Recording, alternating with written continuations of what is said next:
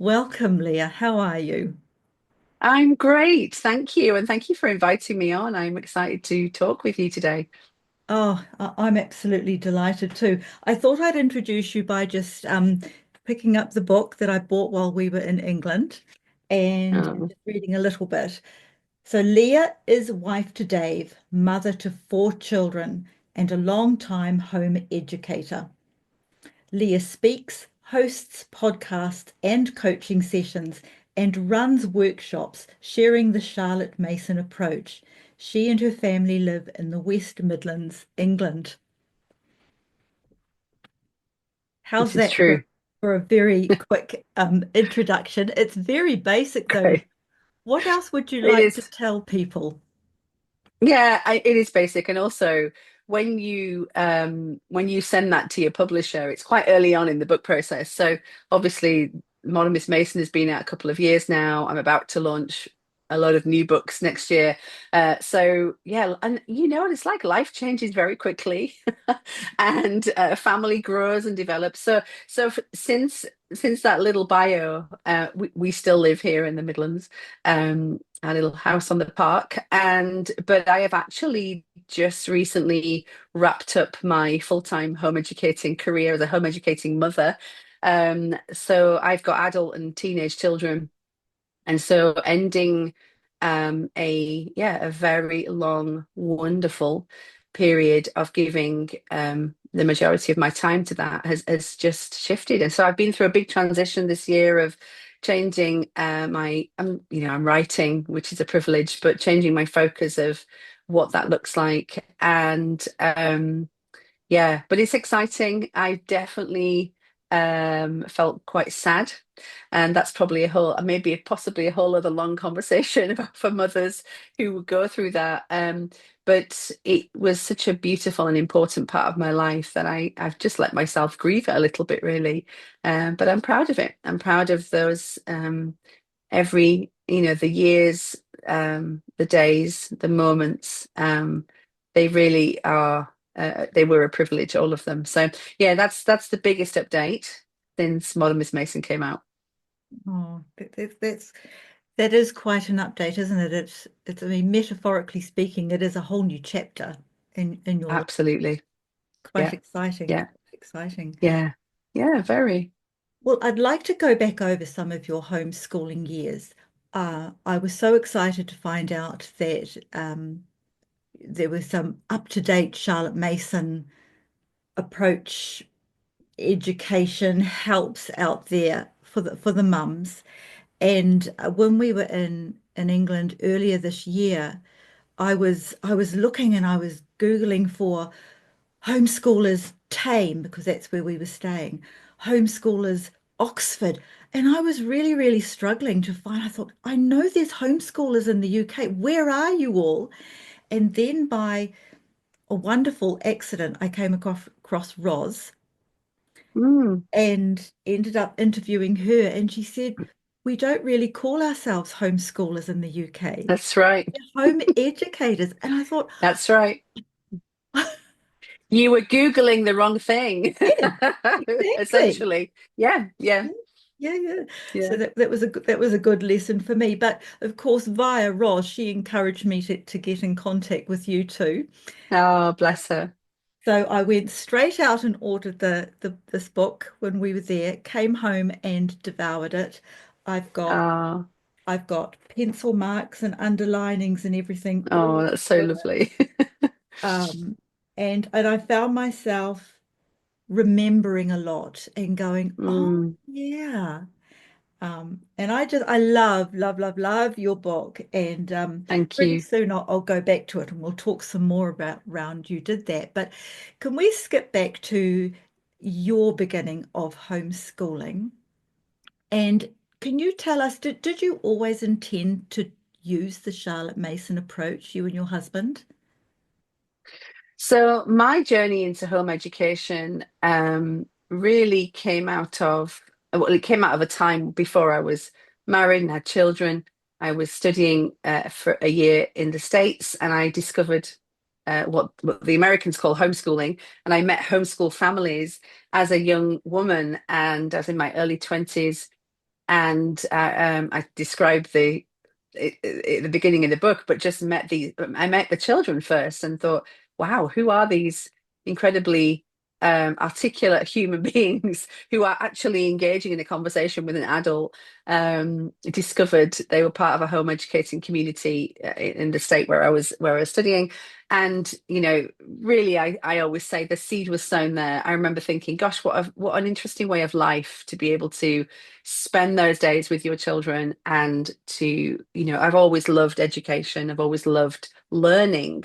And so, Zoom on, married, beginning our family with children. And we just kind of went along and did what everybody else does, was when you're here in the UK, when your child is 3 or 4, you then sign them up for the local primary school, and everyone was just doing it. And it was the day my eldest daughter was starting school, at 4 years old, preschool. She was starting preschool, walking down the street to the school. And I suddenly remembered that moment, that seed of, I don't think I want to do this. I don't think this is me. And I'm not sure if this is how I want to. I just want to, palm off my children as soon as they are. The government says they're old enough to do that. And so then thus began, for Dave and I, really an 18-month, 2-year journey of first Googling, is it legal in the UK? Because we didn't know anybody. I just was switched on to this way of thinking. And I'd always been kind of an organic mother and thinking about things slightly alternatively and just wanted to be free in that. So we began this research. I was jumping ahead before my husband was. I got there first and he's like catching up, going, hang on, let's just make sure we're on the same page. And that took a while. And I don't regret that. I'm glad that we took our time. And so my daughter she did a year in nursery, the nursery school attached to the school, and then she did a year of what reception year. So, she wasn't even we finished the school journey before she was even legally the age of when they formally start school. So year one, 5. It's different all over the world, isn't it? So once we said yes to home education, then um, even before that, I discovered the Charlotte Mason philosophy. But of course, it sat within the American voices. It sat within the home educating community in the States, because it was much more, they'd been kind of pioneering that from the 70s and 80s. And so I had this juxtaposition of kind of, oh, this is this British educator, but the Americans are talking to me about it. What do I do here? And so I just found I could purchase her 6 volumes, got those. And honestly, like, this is, I mean, for some people, it's quite strange saying this. I honestly didn't, once I discovered it, I just didn't go anywhere else. I didn't want anything else. I immediately, I knew I could purchase curriculum. I knew I could purchase workbooks, and all those things were, and as we started to get to know home educators in the UK, their heads were appearing around the country. um, there were many different ways to approach home education here in the UK. But as even just reading a little bit about how Charlotte Mason saw children and approached education, I was lost down that rabbit hole and have never come back up again. And so the only thing I would say, I dabbled in, like, reading about Waldorf a little bit, Steiner, and I've kind of, I would say, metaphorically, my eyes have glanced across at a few of the things like that. But actually, as a practice and as a student of her work myself, I have completely thrown myself into the ideas of Charlotte Mason. But as you've read in the book, but the way I have presented those to my family and to the community wider have been, find your own freedom with this. As her first biographer said, she left no recipes behind. And so really that has been a huge chunk of my adult life, has been discovering her work, becoming a practitioner of her ideas, and really now, wanting to continue that lifestyle for myself and anybody else who's interested to hear, hopefully forever.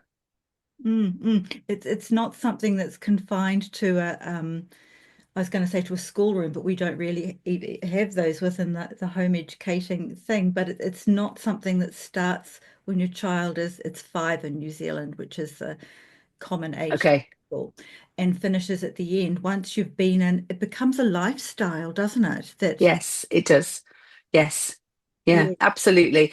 And that's the thing is when, and again, I talk about this in Modern Miss Mason, but I wasn't home educated, but I was raised in a family that appreciated nature and literature and poetry. And we weren't wealthy. We didn't get to go to the theatre all the time, but actually we had books around the home.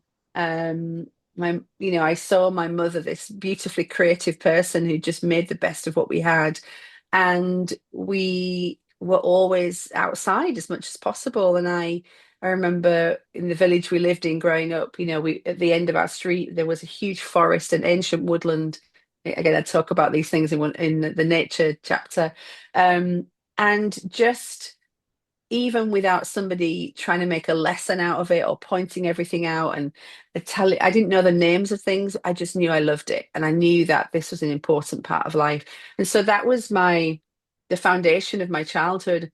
And so what happens often, and people will recognize this in their own children and maybe in themselves, there's often the seeds that are sown in childhood. We may not see the fruit of that in our teenage years or even in our 20s when we're trying to figure out our life. But there's something that came alive in me as I recognized the responsibility to help navigate my children's education. I suddenly, that all came back to life for me. I was like, I want classical music in my home. I want us to be in the woods. I want us to be knowing the sound of the birds. And so I began, as I was feeling all this and reading Charlotte's words, as like, okay, nothing else makes sense apart from this. This is what I need to do. And yeah, and I truly believe that if you find your freedom within the philosophy, so you're not um, chaining yourself to a particular curriculum or a tick list or somebody else's ideas, you really can have a long and beautiful journey in home education without burning out. And that is my story. And it's not because I'm any different from anybody else. I just found delight in it myself, as well as trying to help my children, to learn that as well. mm. I really like that word you just said that you found a delight in it. Um, the thing that fascinated me about her approach, we spent a year in a boxed curriculum because I Okay. didn't know anything else. We came Right. in 97 was our Yeah. when we took our two eldest out of school and came home, and then three other children joined us. Um, but by the end of that year, we were so frustrated with that box curriculum because it kept telling me what to do, that I had to do a certain number of pages by this day, and Yeah. that I had to keep doing it even if this opportunity came up here. And then if we went and did that opportunity, then there was the pressure to have to go back and catch up. And I thought by the end of the year, I was growing more and more frustrated, and I knew that this isn't why we're home educating. I didn't sign up for this. Right. And one of the more experienced women in the community that I'd started to join started to show us about Charlotte Mason. And there was actually a group that had already set up as Charlotte Mason and Wow. study out of these books. But there was no curriculum, Leah. Um, No. it was pre-internet days. And so the methodology was learn the principles and Yeah. DIY. DIY. Do you have Right. that Yeah. DIY Yeah. Do book? it Yeah. yourself. Okay. Yeah. Yeah. Yeah. Yeah. Yeah. Yeah. And that was how we do it. So imagine my delight when I came across Catherine from the Charlotte Mason Institute, Oh, yes. and I interviewed her and I talked to Roz, and there's curriculum choices now. I'm I thinking, know. I know. oh, wow, Yeah. that could be Mm. a real help. So when you started, was it similar to our experience in that you just learned the principles and Yeah. designed it? Yes. Okay. Yeah, that's entirely, and actually, that is my preferred method. Uh-huh. But that's a lot to do with my personality. And I get bored of following somebody else's ideas and somebody else's, not ideas, somebody else's, structured approach to things. So what I think is really helpful, and in my coaching, I'll often tell people, talk through this with people, is that whatever you're building, you need scaffolding, you need the support mechanism to build within. That's what we see in construction, and I think that's what we need when we're building um, a philosophy of education. And ultimately that's what Charlotte says. Have a philosophy of education, don't just kind of mindlessly go into something. So I think structures like Ambleside Online have been really helpful for people. You've got Simply Charlotte Mason, who you can freely go on to their website. They've got curriculum ideas. Yes, you can purchase books and PDF downloads and amazing Rochelle Braberina's math curriculum. I mean, there's just so much on there.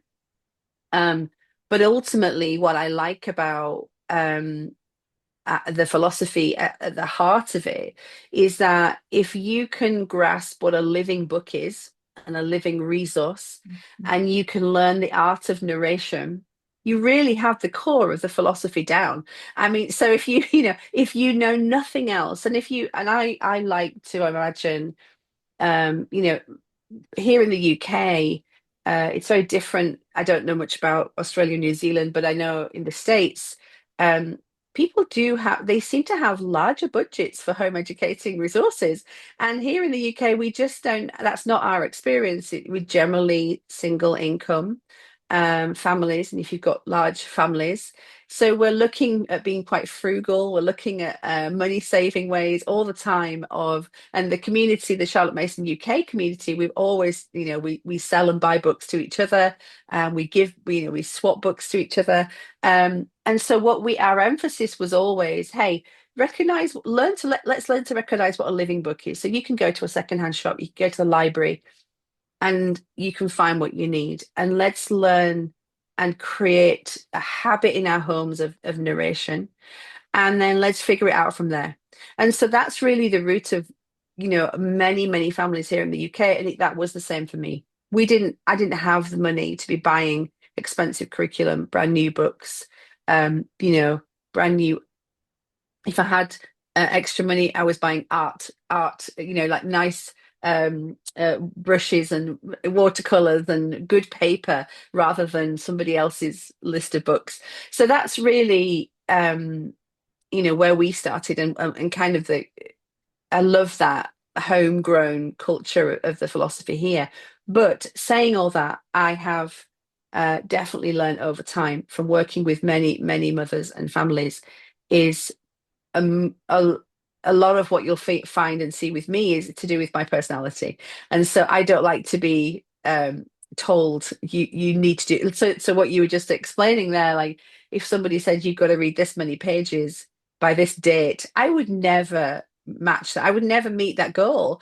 I just would be behind all the time. And one of my greatest goals was to eliminate pressure and anxiety and that feeling of failure, because ultimately that's why home educating mothers burn out, because they just feel like, I can't do it, I can't match up, I can't achieve it, I can't look like those Instagram pictures, I can't look like the picture on the box curriculum.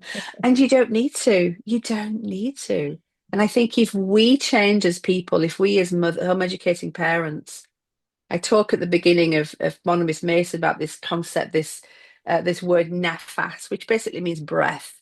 And I talk about Syrian cookery, and how they talk about in Syrian cooking, you can have all the ingredients, you can have the most beautiful kitchen, you can have the great the dishes and all the way of cooking it. But actually, if you don't have that what they call nafas, that's what the home cook brings to the meal. And I think that is what we do as Charlotte Mason educators, if we dedicate ourselves to learn the principles, to read the books, to immerse ourselves personally in a journey of literature, art, poetry, nature, then out of us will come that beautiful, that nafas, that natural approach to home educating our children. So therefore, if we do use a curriculum, it's there to serve us and we don't become a slave to it. And that's the difference. Mm. Absolutely. And one of the things that I will say to young mums is that there is no one right way to homeschool. Mm, You get to choose. That's the privilege of homeschooling. That's why we haven't delegated anymore. We've no. taken that on ourselves.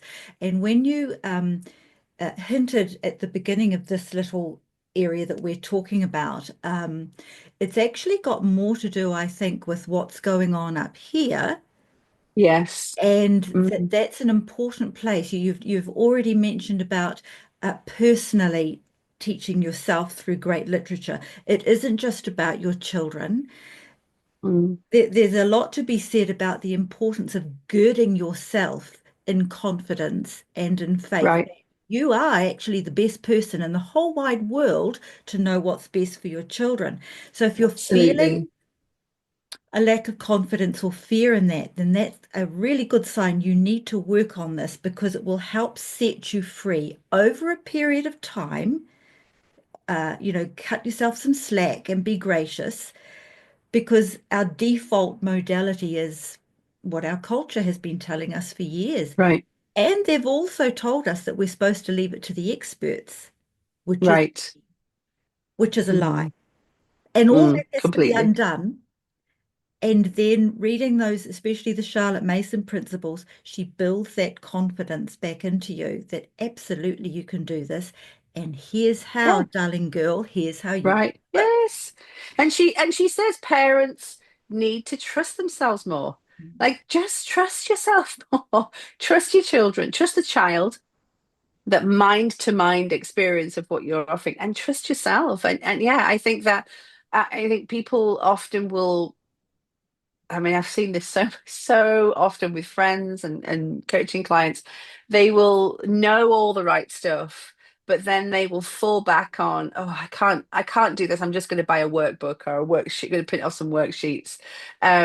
Whereas, you could just grab that beautiful story and read it to your children. Charlotte reassured us that we are the best Yes, people to know what's right and to trust yourself and to also to trust your children and to the process yes, that God actually created them to be so capable of learning. It's just their natural state of being. That's what I was starting to think about then. that's right.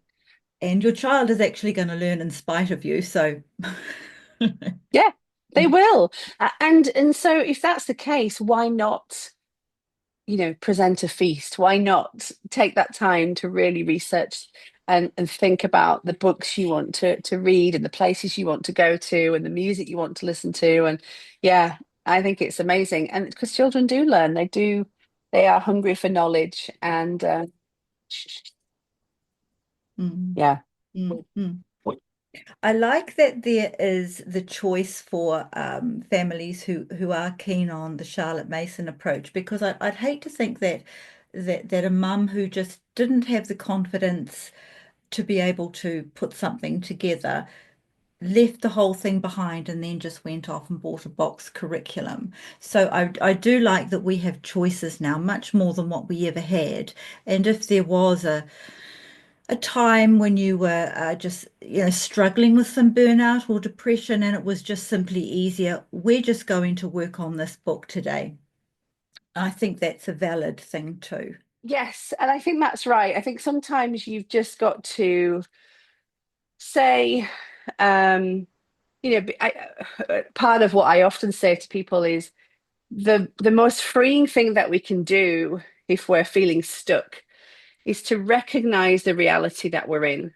So don't pretend, stop pretending that everything's okay and fix it with a worksheet or whatever. But you're right. You have to say, okay, we're in a difficult season right now, or we're dealing with, whatever it is, fill in the blank. So therefore, we need to be kind to ourselves. We need to adjust the way we're approaching our days together.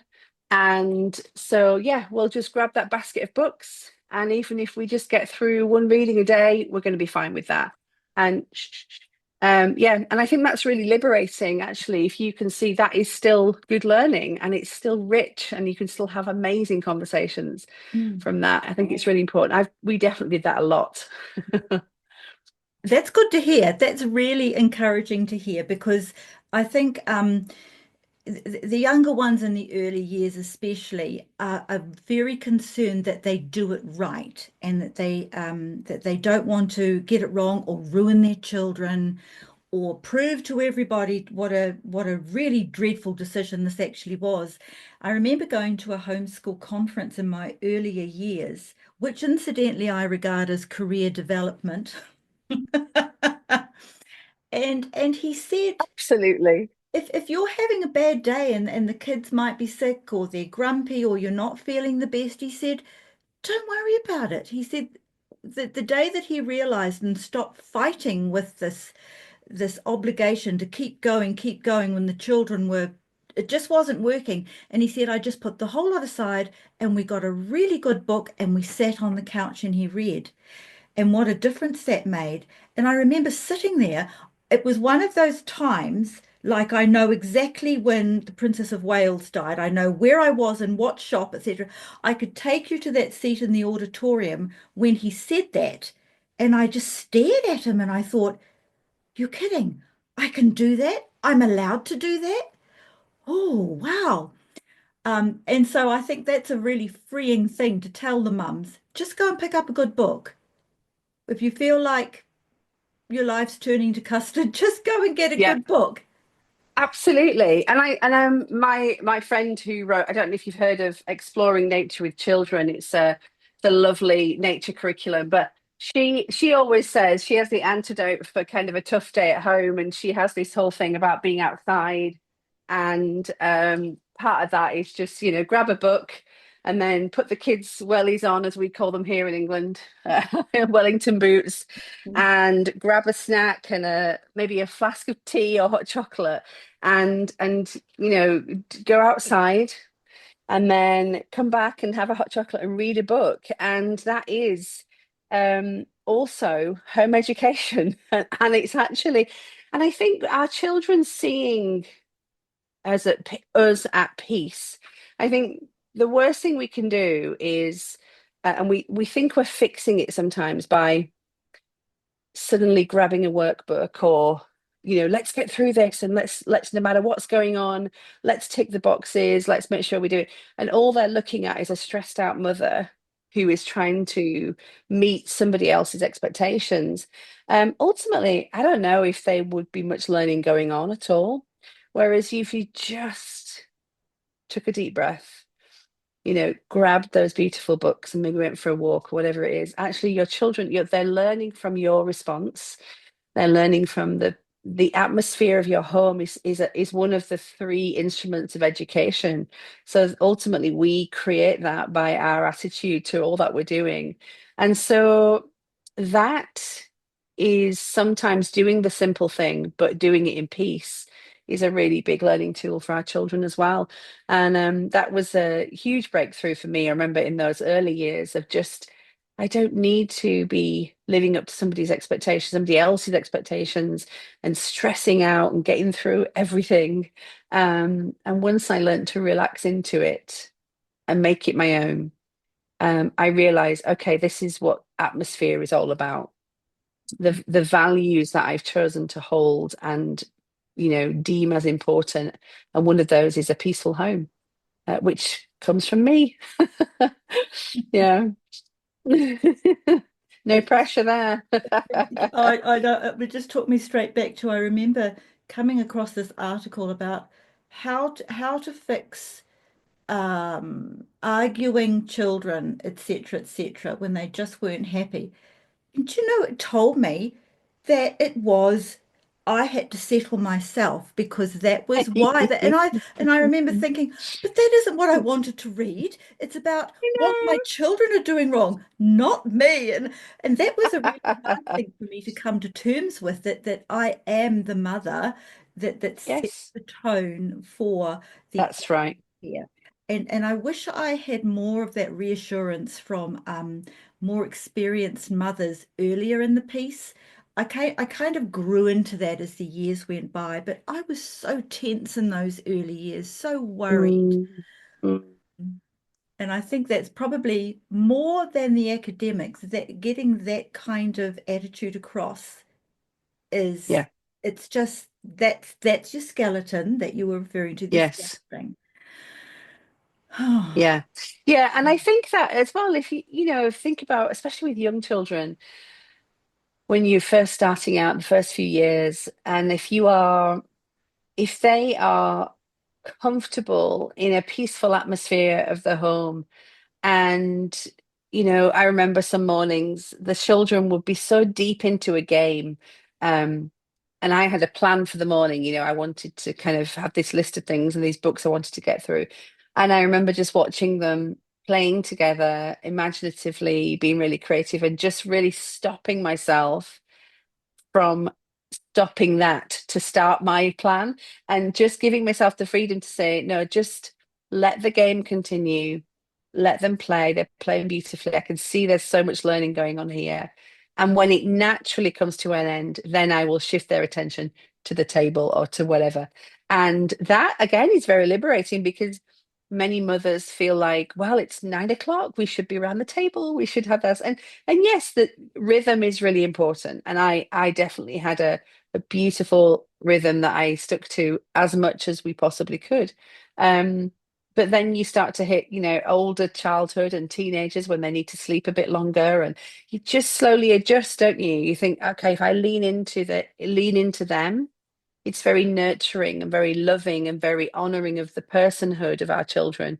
If we just, rather than fighting what they're doing all the time, actually leaning into it, is, I think that's a very loving thing to do. Still having rhythm, still having a regular pattern, but just be gracious for whatever's going on. And that's also being kind to yourself. Mm. Nobody wants to spend their days stressed out and running around, living up to somebody else's tick list. No. No, no, no. So the sooner I think mums can hear that message and try to teach themselves to practice that, because the more you practice that, the easier it will get. Now I was going to ask you too, Leah, to your husband and yourself throughout your homeschooling years, what were the important things for you that you strategically sought out, made sure they were learning about, took up opportunities? Can you think of things like that could be quite helpful? What was important to you both?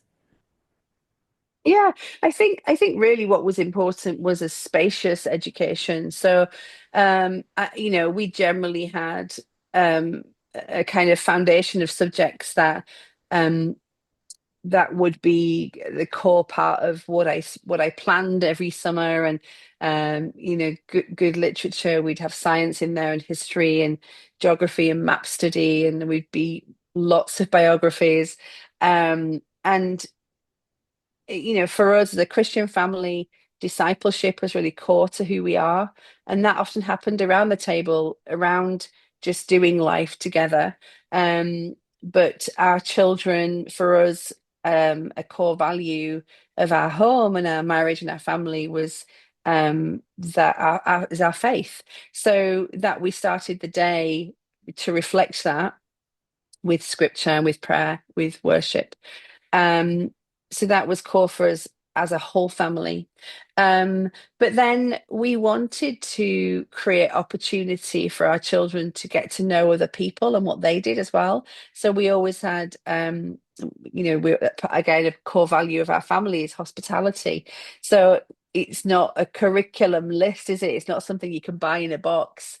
That actually inviting people around the table into your home, um, and our children being encouraged to ask good questions and find out about other people and what their lives are like and what their jobs are, and that's always been core for us as well. And those things aren't necessarily things that you'd add to a curriculum, um but were very much part of the character development and discipleship of our family and our home.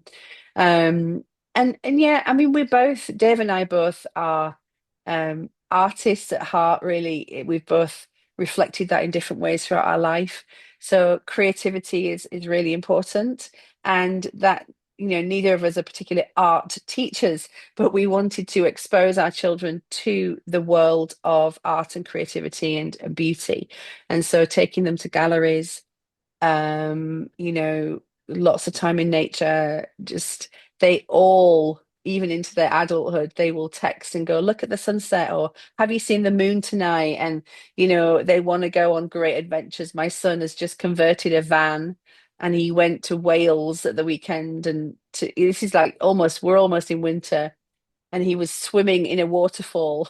I mean, and I just think, oh, I love that they've got that in them, that they want to seek out beauty. And for us, that's an expression of creativity, whatever that, and one of our children is he's studying as an illustrator, and he's a brilliant artist.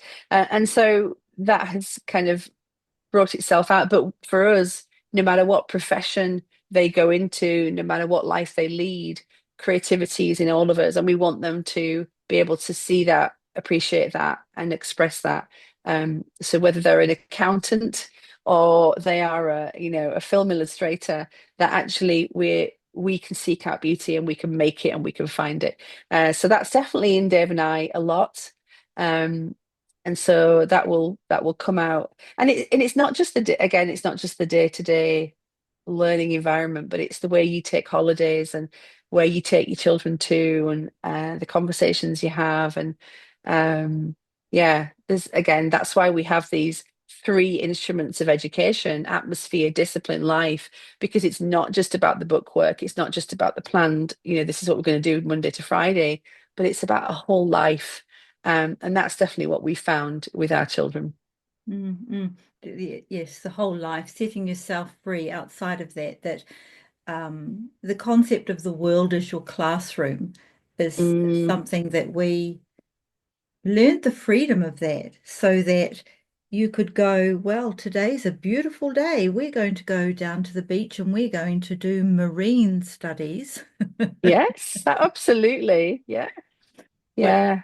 which wasn't anything formal, but the children could take advantage of the day in the beach and look at the rocks and pull them up and find the crabs and then come home and find what they found. They'd even take the books, the ones that would explain what kind of crab this was or what fish or what seaweed this. They'd take them down to the beach and pore over it and go, oh, it's I this one, love that. this one. Um, Yeah. Identifying things. Yeah. yeah, That's wonderful. yes, yes. And don't tell them, but they're learning something. It's education and they don't even know. That's the thing Yeah. about the Charlotte Mason approach was that sometimes I felt like it seemed too easy. I felt like I was cheating, that I must Mm. have been missing something because this kind of felt, yeah. So It's too easy. it's I'm enjoying it too much. Surely I shouldn't find such joy in this. what am I doing wrong here? Yeah, yeah. I love that. Um, Leah, how many years altogether? You said earlier that you formally finished. So how many years was Yeah. that for you? I think formal, I mean, my eldest is 22, so Mm, probably around 18 formally. But, I mean, for me, I knew, even though we weren't formally home educating those first few years, um, I was studying child development and educational philosophy myself. And, I said this in Modern Miss Mason, I was the kind of mother who was playing Mozart to my kids in the womb just because I'd read somewhere that was a good idea. And I was like, I just want the best stuff around them. So yeah, so really my full-time home educating career was around 18 years, which is such a privilege. And even though they've moved on into college and employment and training, and my youngest is has gone in for our national exam system, she's opted to go into school to do that. Um, but I'm still very much a part of her educational journey. So she'll narrate. She'll come home and narrate her whole days to me, and just you just can't get it out of the child really. She will have a different. She's experienced in a different form of presenting knowledge. And we use that language around her all the time. It's not, you're gaining knowledge. But the way she expresses that, especially with my husband and I, is she just narrates her classes. So it's great, which means she's doing really well. Mm. She's kind of really, yeah, because she's retaining the knowledge and using it for good. So yeah, it never stops. So no, I don't get to spend my days with them anymore in the same way. But our home continues to be an atmosphere of education. There's art in the kitchen, classic FM will be playing. Yeah, and our home is full of books and um yeah, we live on a park, so they get to see beauty every day, which is great. So it doesn't end. There's no, even though there is a sense of drawing a line, a new chapter, turning a page, whatever metaphor you want to use, the there is a continuation. So of this life. And I hope it will always be that way. Mm, mm. When you first started, if you can kind of like think back there, and it isn't so much what was going on in your own home, but your participation in the home education community and what you were seeing as trends and the kind of people who came in. What changes have you seen over those years? And kind of related to it, is there anything that concerns you about any trends you might be seeing happening or what's on your mind? And also, conversely, what is it that gives you hope for homeschoolers for the next wee while? Yeah. I, I mean, here in, I can speak. I know a lot. I know a lot about the US from working with them but from a like lifestyle living it out, I obviously can only speak from a UK perspective. And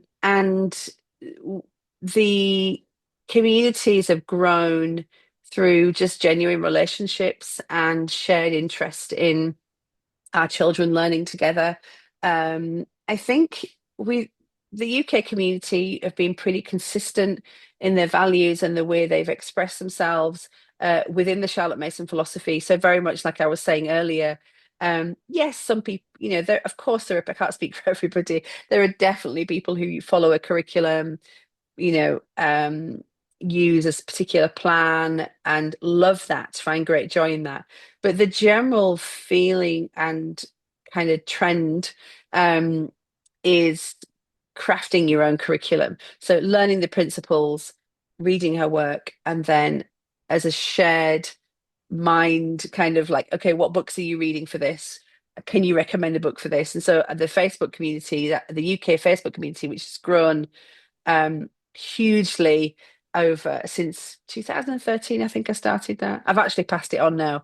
Um, but that grew from 12 people to, almost 3,000 in those number of years. And just, yeah, people really genuinely looking out for each other, sharing resources, sharing ideas. And so that's been really consistent. I think from a you know kind of look from a government point of view, there are more threats of change within the system here. I mean, currently we have complete freedom to home educate here in the UK. We don't have to register. We don't have to fill out any kind of forms of intent or send our plans in. We don't have to report back to anybody. There's nothing. And the whole time we were home educating, my husband kept saying, it'll happen at some point, something will happen, but it never did while we were doing it. But it's looking more likely now that these things are going to change. So that is That is concerning because that becomes a barrier for people. And I know I don't know what it's like in New Zealand. I know in Australia there's a lot more of that you have to kind of. I was interviewed by an Australian home educator last year sometime, and she was explaining the system there. And I know in many states in the US, people have to send in paperwork and report back. Um, and because we've never had that here in the UK, it feels like a huge threat to most people. And so that's concerning. I hope that then doesn't become a barrier to people being brave enough to step into it. And I think because the Charlotte Mason philosophy can seem, it doesn't seem so linear and easy to report on, again, people may feel like they need to compromise on their express, on the way they, how they practice her ideas, because they are now being looked at and being examined or whatever. So there'll be some hurdles to jump, and some helpful people will be needed to help people navigate whatever changes come. They haven't started yet. So that's concerning, for the next generation of home educators here in the UK. But what is hopeful continuously is that Charlotte's ideas don't age. They just never grow old, do they? And I think we will always have books and beauty and nature and music and poetry and brilliant minds, um, to be able to teach us mind to mind, to be able to engage with our children without us getting involved, and that learning doesn't die. That's never going to grow old. And I run a community called the Collective Community via Substack. It's an online community for, you don't necessarily have to home educate, but the majority home educators.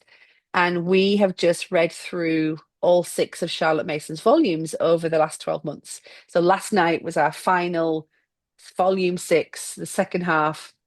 And what people were saying as they were kind of finishing, and it was quite moving really to do that journey together.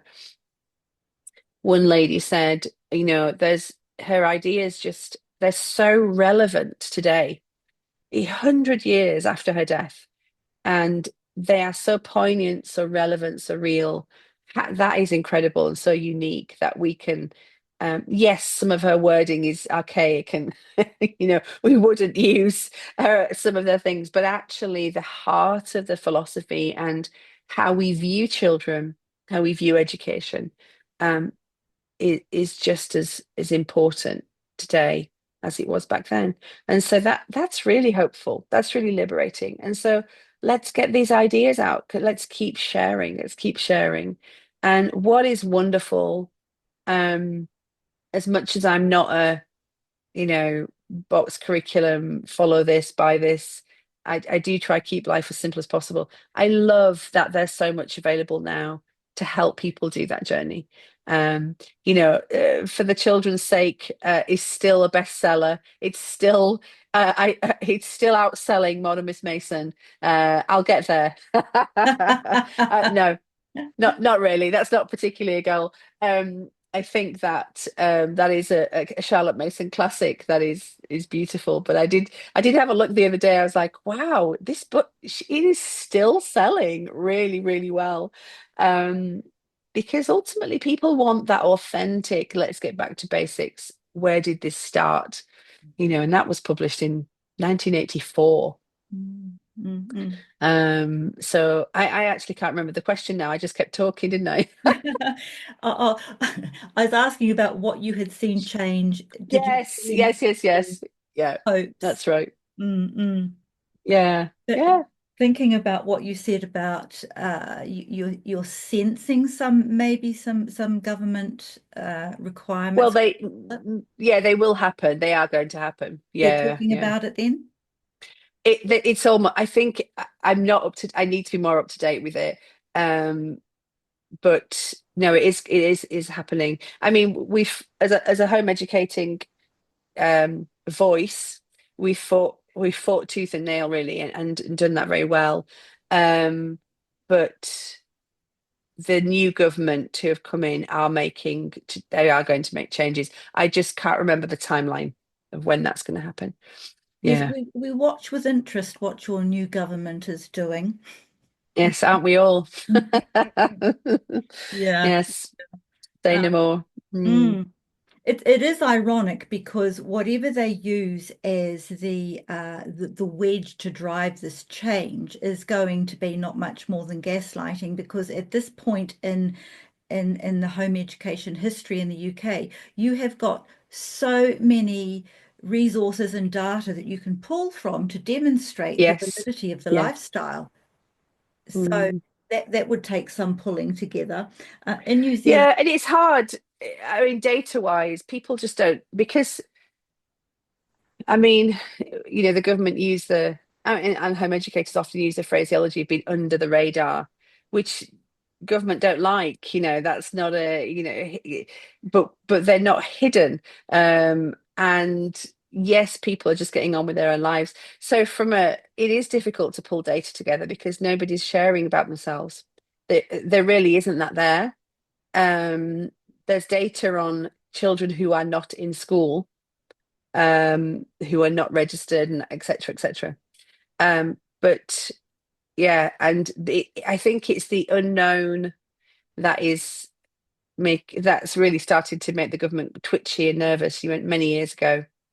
Yeah, and here we are. Sorry, you were starting to say about New Zealand. no, What no, you? I was just going to say we do have to apply for an exemption to home Mm, education New Zealand. By the time the child is okay, 6, you should be in a state registered school. So okay, it's an epistle that you have to do, because you have to satisfy them that uh, what you're going to supply to your child is at least as good as and as regularly as taught in a state registered school.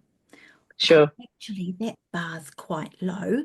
If that's all Yes. you're doing, um, there's so much more. But Mm, and we used, especially for the third, fourth, and fifth children, by which time we were thoroughly immersed in Charlotte's method. That's what we used to apply for their exemption. So it's very doable. All you great. do is learn what I call edu-speak. Yeah, and my husband works in the education system and he says, oh, it's fine. You got to learn the talk. Yeah, you got to jump the Right. hoops and learn the edge of speak. Absolutely. Yeah. Yeah. Yeah. Yeah. Yeah. Yeah. So we watch with Yeah. interest for that one. But Yes. but I think the last 5 years or so, with what's happened, has one of the things it's shown us is that at any time, authority can enter into our lives in a way that we were not expecting and start Yes. creating rules that weren't there yesterday. Yeah. And in a way, we have got a little bit of a head start for, when this happens again. So to have a plan of some outcomes isn't actually a bad idea. They may never Not at come to all. fruition, but No. if this happens, what will you do? Or if this Yeah. scenario comes in, what are your plans there? And even Mm, planning like that amongst families could be a really good collaborative way to prepare for possibilities. And even mm. as an educational opportunity in the home, you can start exploring things like that, because now we've got some recent history to go off. Yeah, that's right. Yeah, absolutely. Mm, mm. Yeah. We shall see. Watch this space. I know, I know. But all right, let's go to your book now. One of the first things I wanted to ask you is that I noticed all through your book you use butterflies. Yeah, that's nothing. I did not choose that. That was Oh, my publishers, that was the illustrator. So basically they designed the cover, which I adored. I had a choice of four and that one straight away stood out to me. yeah. And then when they designed the interior, it reflects the outside. So that's nothing to do with me. That all gets done for me by the publishers. Yeah. I So was, there's no deep meaning there. oh, darn. I was gonna say, Sorry. I mean, I could make one up, but it would not be the lack of integrity in our conversations. I know I do love them, and I love how it's got the crane in the middle, and yes. I thought that was beautiful. She did a great job. Yeah. Yeah, and an interesting story that I mean, the cover was so beautiful when I picked it. Mm. And when I did the cover reveal, first book, and um, as the book came out, I was starting to, I was getting lovely reviews and people talking about the book itself. But then I got lots of people talking about how their children loved the cover. And then I started to get children who were like copying it and making their own version of it and coloring these butterflies in and then sending me photographs of it. So I remember the day when I was on a Zoom call with my publisher, and I was introduced to the illustrator, and I didn't realize how much it had affected me, but I started to get emotional. I was like tearing up as I was talking to her. I was laughing at the same time, going, "Wow, I met my illustrator and you made me cry." But I was trying to explain to her how the power of a book cover, like you do all this work on the inside and you're writing and writing and writing and editing, but actually it is the first thing people see. It is the thing that you spot somebody else reading in an airport, or you see it on a bookshelf. And I just thought, gosh, how powerful. And when you get a choice of four, the others did just sort of blend into the book background. So yeah, so sorry, no interesting story there. All right, never mind. So why? What was your basic, why did you choose to write the book? Um, I mean, I've been a practitioner of Charlotte's methods for many, many years. I am naturally a kind of create community person. I love public speaking, and I was already kind of blogging and doing all that kind of stuff. I'd self-published a collection of essays, and so I knew that I loved writing as a form of expression and creativity. I didn't particularly aspire to be, a published author. It wasn't like this. I must do this. Um, but I was basically growing in my speaking and workshops and, things. I started to get invited out to the States. And so I was meeting just lots of wonderful people, getting to share about the beauty of the Charlotte Mason education in some wonderful places all over Europe and the States. And we're not a we're not a big home ed conference culture here in the UK, so I don't do tons of speaking here unless I create it myself. So that was happening, and somebody just suggested it. So you are going to write a book about this, aren't you? The way you approach this. And I was like, well, I don't know. And they were like, well, I want to introduce you to my agent. So that kind of started the ball rolling. It almost was a permission to dream that this might be something that would happen. And, long story cut short, that particular person's agent wasn't the one I actually went for in the end. But my first journey into publishing was getting an agent. And then that permission to dream almost awoke in me. And I thought, you know what? I think I would like to do this, and I think this could be a really helpful book at this stage and season of my life, but also something I would have loved to have been available to me, when I was younger. And so, thus began the journey of working with an agent, pulling the book proposal together. She's a young mum, a mother of young children, I should say, and she loved the idea and helped me pull that together. And yeah, and then you begin the process of shopping to publishers, and yeah, and Tyndale said yes, took it on, and it was amazing. So I'd written a small percentage of it when I presented it to publishers. So the writing process came in depth after I'd got the contract, and you kind of get the big yes, which is a huge encouragement and motivation. And yeah, and it was incredible. I wrote part of it in the Lake District in Ambleside. No, not in Ambleside, in Ullswater. I stayed, went out for a little writing retreat and thought I've got to write some of it in the Lake District. But most of it is in the fringe hours of just being at home, early mornings, late nights, weekends, summer break. And my greatest motivation, when you write a book, you're encouraged to have this kind of avatar, this person that you're writing for. And it was basically three or four young mothers who I mentor, and I could just see their faces. I'm like, this is for them. In fact, I think I say it in the acknowledgements. But it was for them. I was writing for the future of their children, and how they were, implementing the philosophy in their families' lives. And so that was my heart. I'm writing it for mothers like me 10 years ago or whatever. And yeah, and there's so much more I could have said. There's so many things I could have gone into, and but actually I wouldn't take away or add to it now. I just think, no, that is what I believe. They are my stories, and that is the legacy of her. How I have had the privilege of outworking her ideas in my family. Um, yeah, and just so encouraged how well it's been received. Just really, really encouraged Mm. by that.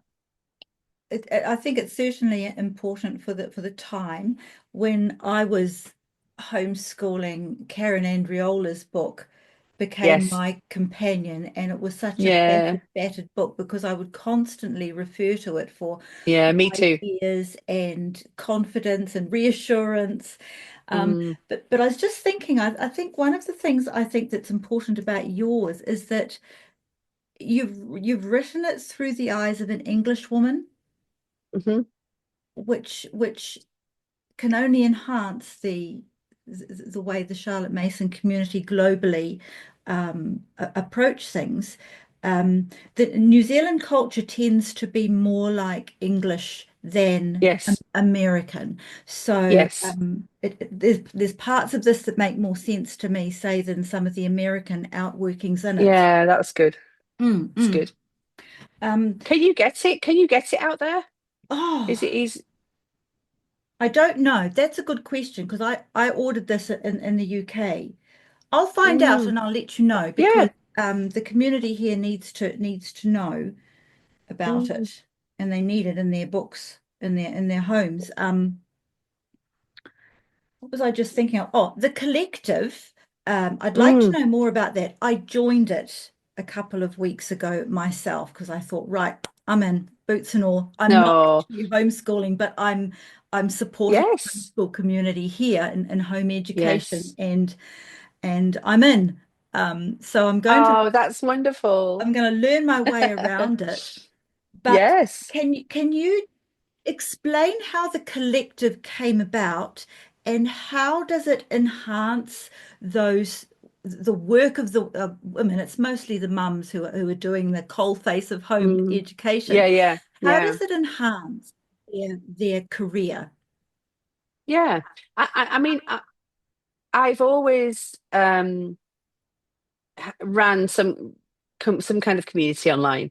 I think as soon as I were really got my teeth into the Charlotte Mason philosophy, and Facebook was a thing, I began to kind of have those discussions on there, and learn the idea learn the power of, if you can't do it in person all the time, and because we're all busy at home with our children, we can't go out and hang out and have these long conversations, but we can do this online nowadays. So I began doing that pretty early on in my own journey with home education, and so that became a natural outlet for me to be able to share and encourage and write things and create video content or just go live, so that grew. And then over the years, as I started to create workshops and courses, I loved doing that. I loved to resource um mothers, home educating mothers, with the how to, um, but it was very, one dimensional. So you just kind of buy the course and then do it, and then you might get a message or something. And actually, what I love is journeying with people. And so I initially set up the collective 3 years ago on a different platform on Thinkific, which is not particularly intuitive, a bit clunky. And we had a great year together. Um, but when I discovered Substack, I thought, now this is where we could really grow. And this is a lovely place it's a soft platform and much more intuitive and works great. And so we shifted over there. And what it is, I describe it as a community, as a place for you to be able to grow. And so it's not just come and do some courses and move on again. But actually, let's do this journey together. So there are various things that we do. One is continuous learning of the Charlotte Mason philosophy. So the way we did that in 2024 was to work through all 6 volumes of her books, and then once a month we meet on Zoom and we talk about them. So we finished that, and then next year we are going to be studying parents review articles. So every month I will give an assignment, you'll get an article to read, and then we shall come back. And they are being curated for me by Art from Charlotte Mason Poetry. And he's fantastic. He knows a lot about the Parents Review. So collaborating with him on that, which was great. I've not done that before.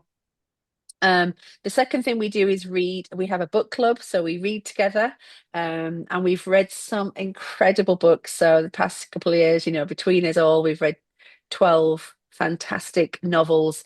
So I'm just about to release the book list for next year, but we're starting with Jane Eyre in January. So it's, we read classic literature as well as modern and poetry. There'll be poetry in this year, next year's as well. So we do that. So we have the book club, Charlotte Mason Philosophy. They're all clubs or groups or societies. I like to give them names. The third thing we do is we have something called the Bronte Room. And I wanted a digital space where people could just come and sit on Zoom. So you're in the company of others, but you're doing your own thing. So the idea is like a co-working space. So we call it a co-creating space. And do you know what? It has been absolutely brilliant. I wasn't sure how people would how it would work, but people come on and they've got watercolors with them. They've got they're somebody's writing a novel, somebody else is doing felting. I'll often get some admin done, and I just put some gentle music on for an hour, and we put a timer on, and we all just carve out this peaceful, productive hour, and it's called the Bronte Room, which is taken from the Bronte kids all having one room, the parlor in Haworth where they would work together. So we do that. We have a Q&A session, which is a community Q&A. So it's not just about ask Leah lots of questions, but we present questions to the community and we all tackle those together. So that's been great. And they're all recorded, they're all live, and then they're all recorded. What else do we do? Workshops, that's changing slightly for 2025, but basically, I have all throughout the last 2 years, I've presented a monthly bespoke brand new workshop to the community. So we've got tons. And so if you join now, you get years of archive work as well. So if you want to, you can sit and just go through all the videos. Yeah, we have a chat function on there, so we talk amongst each other. I mean, there's lots planned for next year. We're going to be looking at a piece of artwork every week together, literally just putting a picture up in the chat, and then we can just stare at it and talk about it. Yeah, I mean, it's great. A new thing that I'm doing for 2025, because I'm not podcasting anymore in this season, but I am doing something called the guest room on the collective. So I will be interviewing people, authors, home educators, friends, or just interesting conversations. And they will be a live interview on Zoom, so people can join the conversation live, but they will be recorded and then posted as an audio file and a video file for the wider community. So that will be for my whole email list, not just the collective. So that's called the guest room. Yeah, I'm sure there's more. I mean, it's just a really vibrant community. We basically do something together every week. Mm. And it's all, just come if you want. And obviously people I've had Australian and New Zealand members on there, and it's difficult for them to catch the lives, depending what season of life they're in. So if they're 8 o'clock in the evening, then it's obviously a morning one. And if you've got small children, that's hard to jump on in the morning. But they've got the replays, so they'll often just comment on the replay. And yeah, I love it. I mean, every year I go through this kind of, do I keep going? And I can't imagine not doing it. I imagine. And then another big thing that we'll be doing together in 2025 is helping me launch my new series. So I've got a fictional biography series coming out with Moody Publishers. It launches in, gosh, a matter of weeks. It's the beginning of February. So the first book is on Charlotte Mason. It's Charlotte Mason's life for children, for middle grade children. And the second one is C.S. Lewis.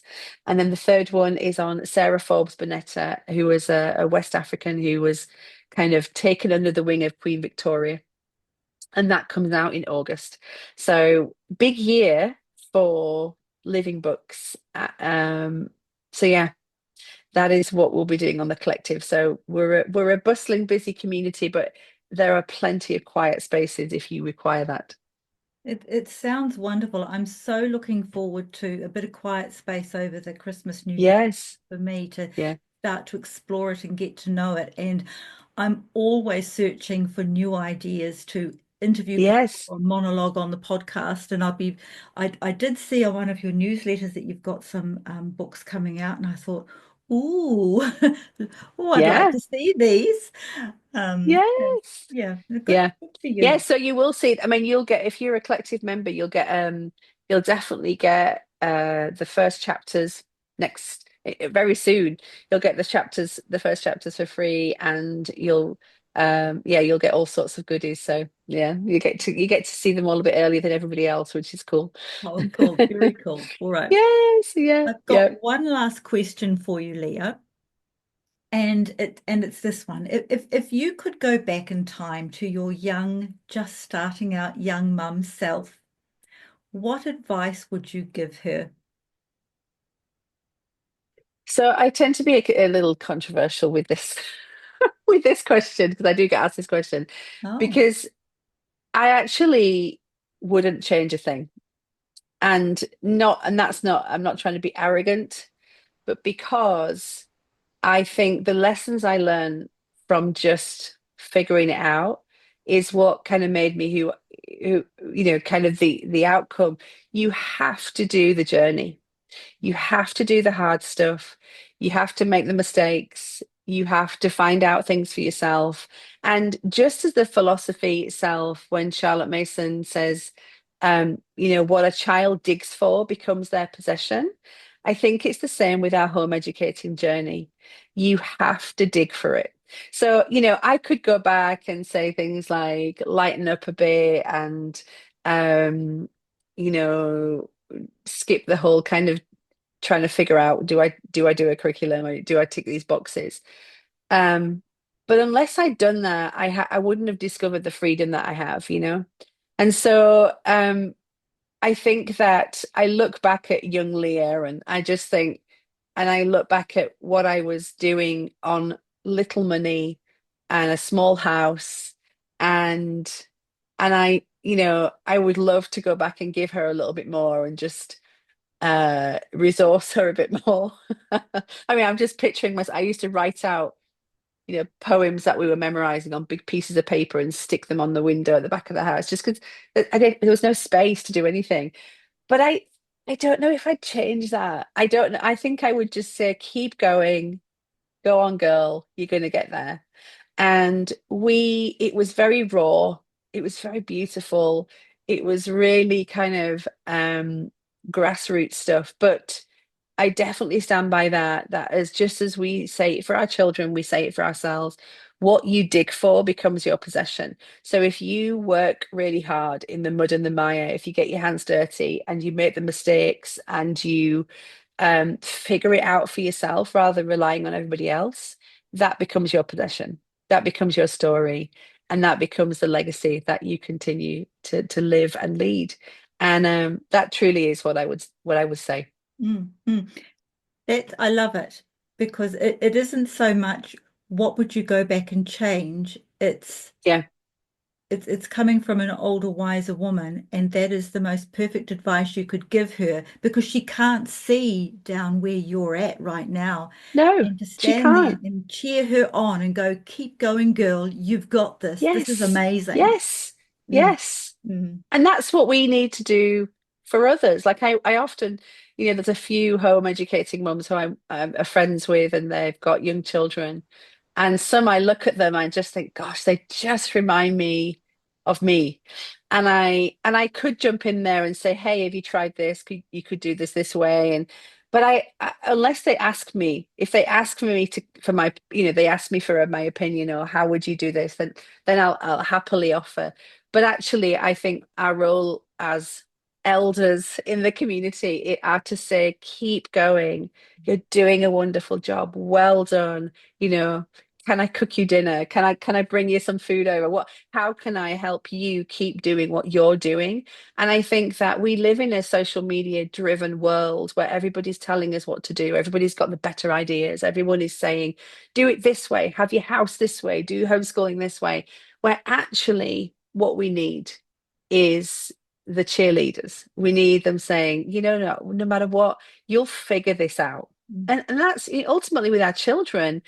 Yes, we lead the way. Yes, we say this is a great way to, I don't know, stack a dishwasher or do your laundry or make eggs. But actually, we're saying, come on, keep going. I can show you, but you need to do it yourself.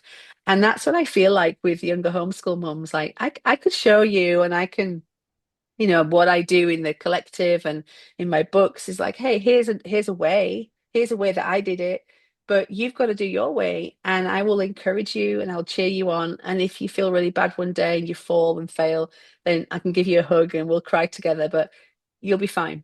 You'll get there. And I think that is the most empowering thing we can do. And yeah, and I didn't have a lot of that because I didn't know many home educators. But there was something of a drive in me, just knowing I know that this is the right life for my children and I know this is the right thing. I think ultimately the outcome is going to be beautiful. And I'm still seeing that outworked. I've still got young adult and teenage children, and I still believe that. Yes, yes. I think more than anything else, what obviously you're doing too, but one of my goals and what I'm doing is that my job, if you like, is to offer hope and confidence to Mm, the homeschooling mums who are at the coalface and going, this actually works. It does. And even on your bad yes, days, it's going to be fine. Keep going. Um, yes, yeah. yeah, so lovely. Mm, mm. I'm glad you're here and I'm glad you're doing that. And we need more voices all over the world. And it is honestly a privilege to hear, to chat with you today and know, okay, we're all over the world saying the same thing, Yeah, which is well done, you're doing great, keep going. yeah. And yeah, it's encouraging just to know we're all out there doing this. Thank you, Leah. Thank you so much for your wisdom, your time, and your Uh, and even what you've done today, the service for the home educating community. It's beautiful. Thank you so much. Thank you. Well, thank you for inviting me and thank you for being gracious with my dealing with an early morning puppy and my laundry in the background. Look at that. You've got the real authentic Leah here. I normally I'm like very like in my office with a nice background with pictures on the back, but not today. You got the real Leah. Keeping it real, girl.